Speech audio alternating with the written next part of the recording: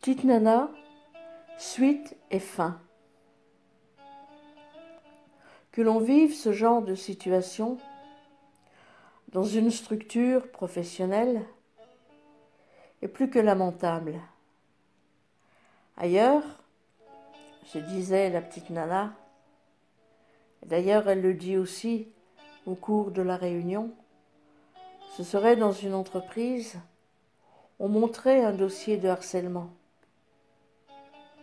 Elle en fit quand même une dépression. Puis un jour, elle se dit qu'elle n'allait pas se rendre malade pour si peu, ni pour des individus qui n'en valaient pas la peine. Non, elle n'allait pas bousiller sa vie et sa santé pour ça. Mais la confiance n'était plus là. Elle doutait de ses collègues. Qui était derrière tout ça? Elle n'en savait rien. Donc elle ne savait plus à qui faire confiance. Elle resta pourtant ce qu'elle était, une éponge qui s'imprégnait de toutes les émotions bonnes ou mauvaises que la vie lui envoyait. Mais désormais elle allait se battre sur un terrain où personne ne l'attendrait.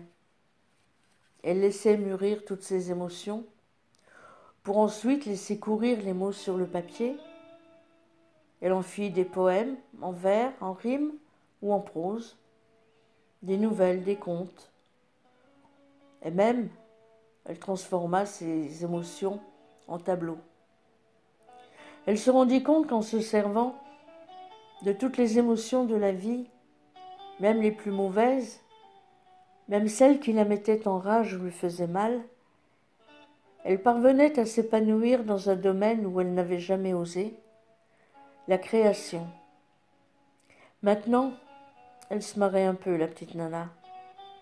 Elle se disait, qui sait, le jour où je partirai en retraite, j'inviterai peut-être à un vernissage spécial ceux que j'ai côtoyés durant toutes ces années. Ah, sûr que certains se reconnaîtront. Dire qu'ils apprécieront, quelques-uns sûrement. Les autres, tout dépendra de leur humour, car les mots, les paroles, sont des armes à double tranchant souvent.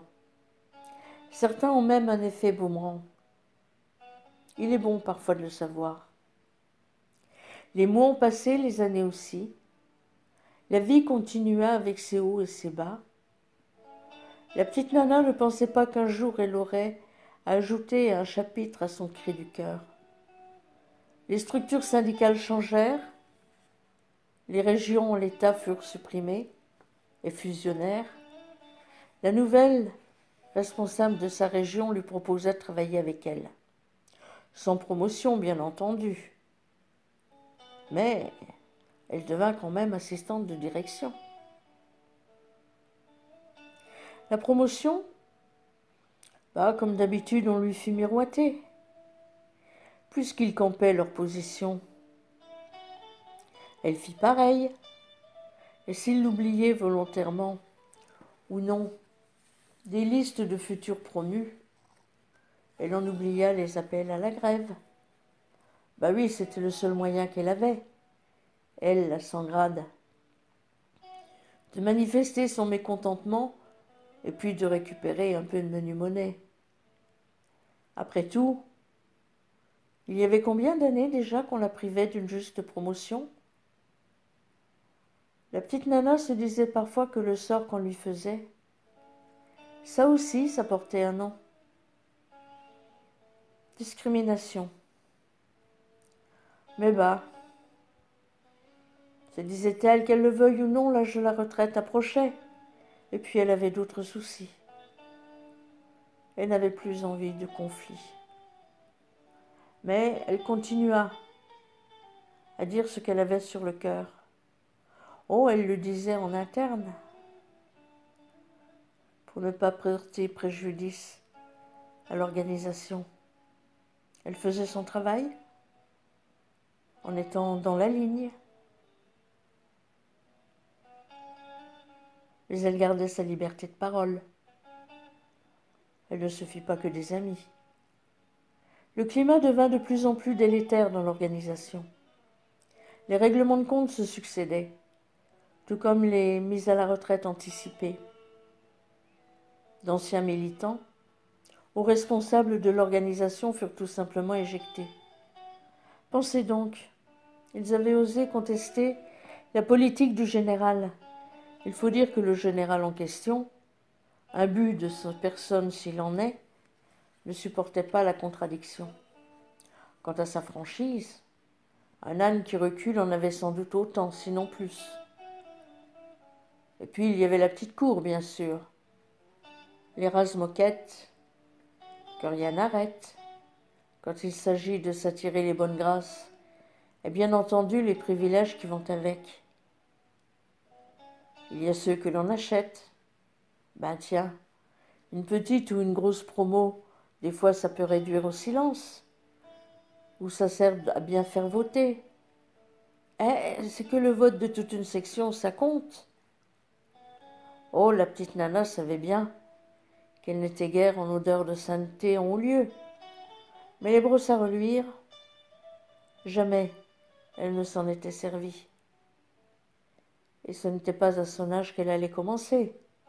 Et quand même, ah oui, elle aurait pu être plus sage, courber l'échine. Mais non, elle continua à être elle-même. Elle dut se faire opérer de l'épaule droite et resta en congé de maladie le temps nécessaire à la récupération de son bras. À son retour de congé, elle tomba par inadvertance sur un mail la concernant, mais ne lui étant pas destiné. Elle prit un méchant coup sur la tête, et pour cause. Elle était pourtant assistante de direction, donc c'était à elle d'ouvrir tout le courrier. Celui-là, elle n'aurait pas dû. Quand elle vit promotion 2007, et ensuite dans les dossiers attachés lettre à M, elle en l'occurrence, elle se dit tout d'abord qu'elle allait enfin obtenir satisfaction.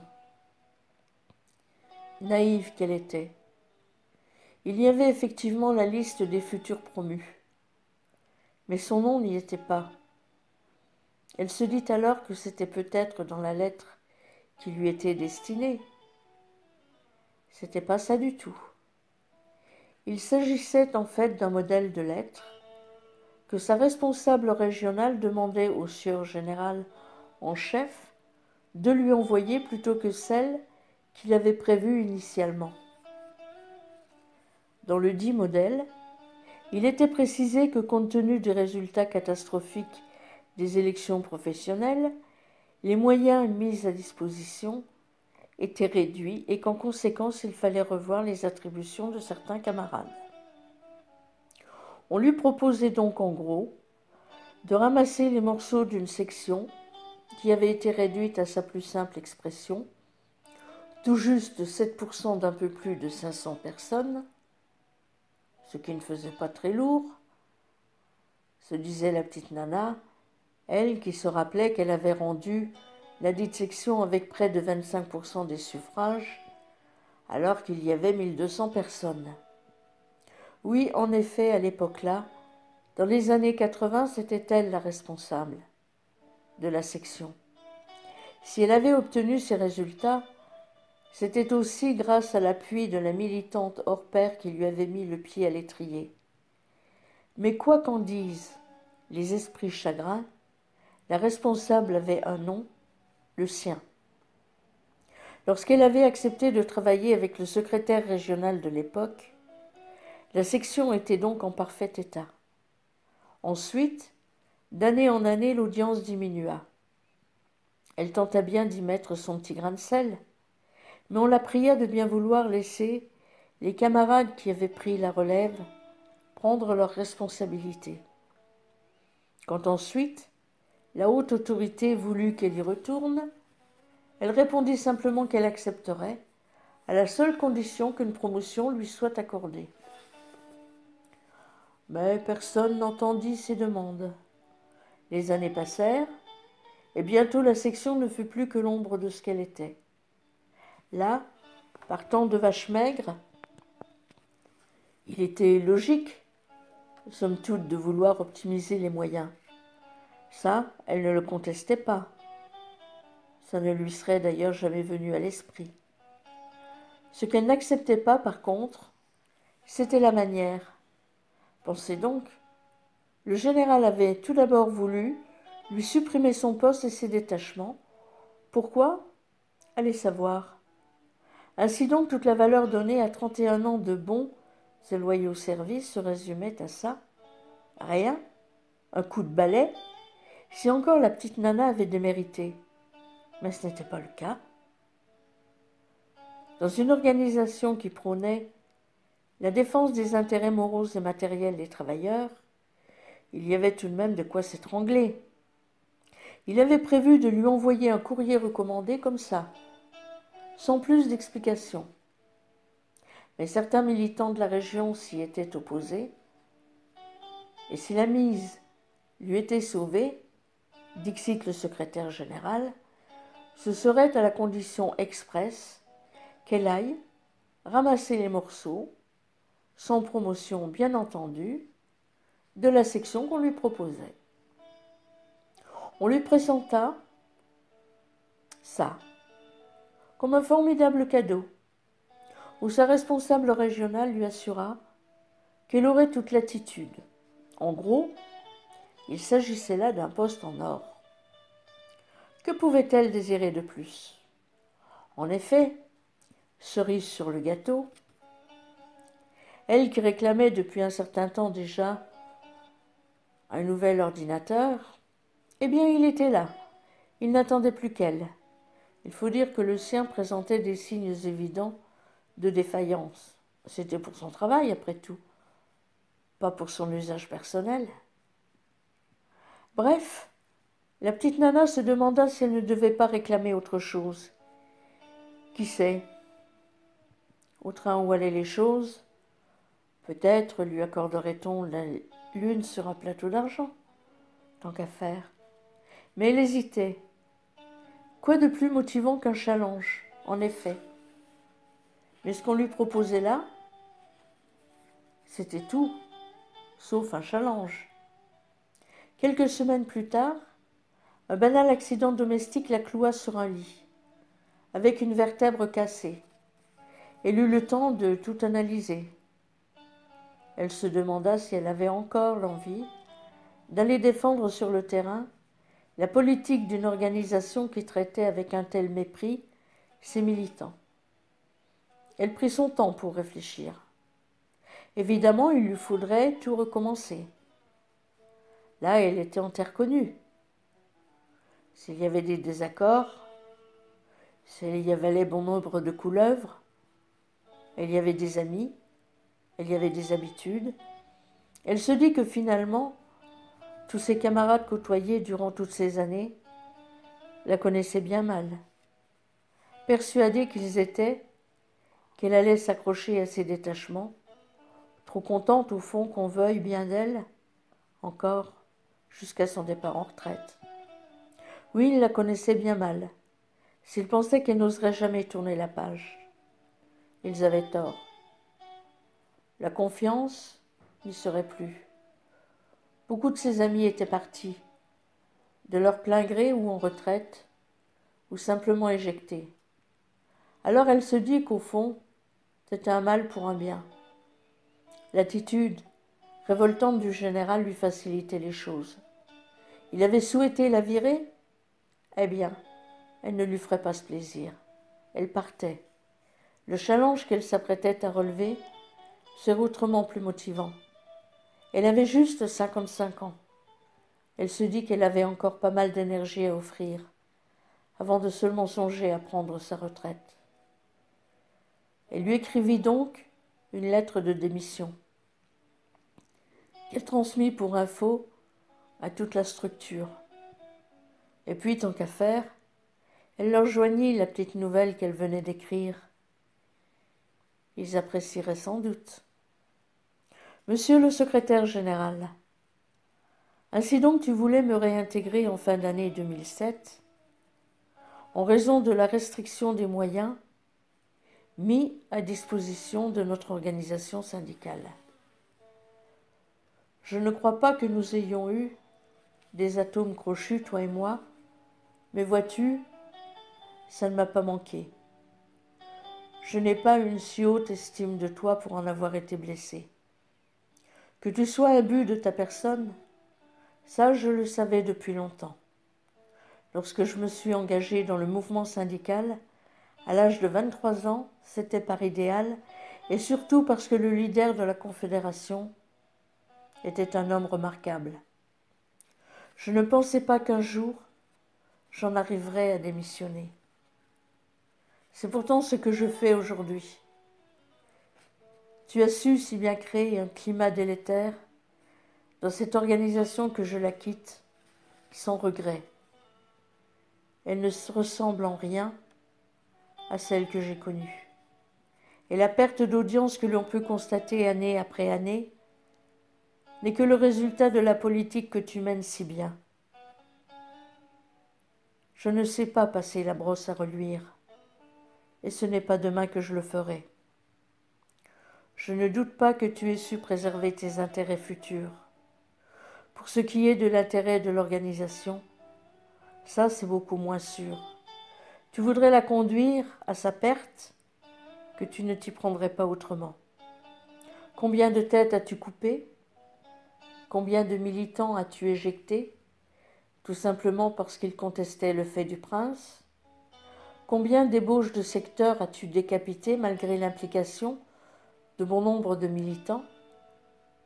Un vrai chef ne se conduit pas de la sorte, et je ne m'abaisserai pas à te dire quel qualificatif je pourrais employer pour le définir. Je remercie les camarades qui pensaient que je pourrais encore servir en ramassant les morceaux de ma section d'origine. Mais je décline leur offre. Oh, j'aurais pu sans problème l'accepter et continuer bon an, mal an, en attendant la retraite. J'aurais pu difficilement faire pire, il est vrai. Et surtout, je ne sais toujours pas ce qui a pu m'être reproché. Oh, je sais, j'avais parfois des désaccords. Mais mes désaccords, je les ai toujours dit en interne. Oui, c'est vrai. J'oubliais volontairement les appels à la grève ces dernières années. Et pour cause, il y a combien de temps que j'étais oublié de la promotion? Je n'avais d'autre moyen de me faire entendre, faisant partie des 100 grades de l'organisation. Ça porte un nom, ce traitement-là. Discrimination. Mais quelle importance maintenant? Oui, tu vois, je préfère relever un autre challenge. Un vrai, celui-là.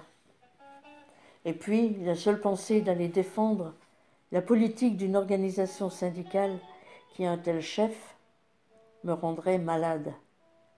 Tout comme je me verrais mal aller au prochain Conseil national et te faire la bise. Je préfère arrêter là les frais. Quelques années plus tard, en 2010, le général et sa troupe subirent le même sort qu'un certain nombre de militants à qui il l'avait fait subir. Ils se firent virer au printemps 2010. Comme quoi,